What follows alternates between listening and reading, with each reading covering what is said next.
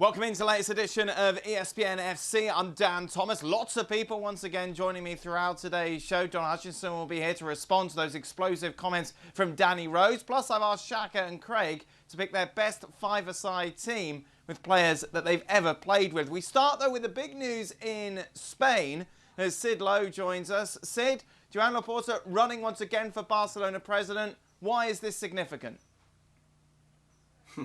Well, that's what he says. What he says is his intention. It's significant because, in a way, the very fact that he's prepared to tells you something about the state of the club, tells you something about the fact that he thinks that the situation has got bad enough that he has a chance, because he believes there's a very conservative electorate, one that under normal circumstances probably wouldn't vote for him. He said this when he stood last time, and that he wasn't going to do it again. But the fact that he's back in, I think, tells you something about the chaos at the club. It's also particularly significant, of course, because this is the president that set up that team from 2008 onwards, that became the best team in Barcelona's history, and it was led, of course, by Pep Guardiola.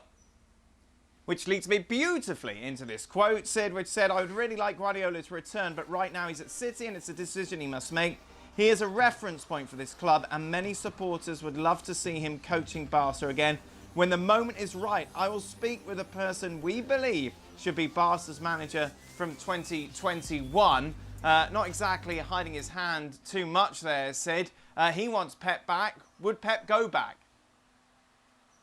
Yeah, I mean, I think that's the important thing, isn't it? That quote is expressed in the conditional. I would love Guardiola to come back. And notice how he says, we will talk to the right man when the time comes. I think this is an illustration of the fact that this is an idea that's in the back of his mind that will never, ever go away, because they were very close. They did get on very well. They had very similar ideas. They were, of course, both committed Cruyffists, very good friends of Johan Cruyff before he passed away. I think as well he has to say this because he knows that Victor Font has positioned himself as the most significant of the opposition candidates, and he has Xavi. So the obvious next choice would always be Xavi. So Laporta has to kind of distance himself from that. But I think what he's expressed, to be perfectly honest, is his hope, his desire, and maybe a tiny smidgen of optimism. But I don't think this is anywhere near the stage yet where we can talk about this as being, if you like, kind of a plan that's in place or a conversation that has happened yet.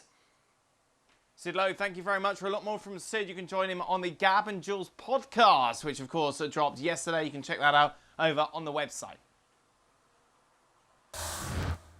Well, thank you very much for watching ESPN on YouTube. For more sports highlights and analysis, be sure to download the ESPN app. And for live streaming, premium content, and let's not forget as well, ESPN FC 7 days a week, subscribe to ESPN Plus.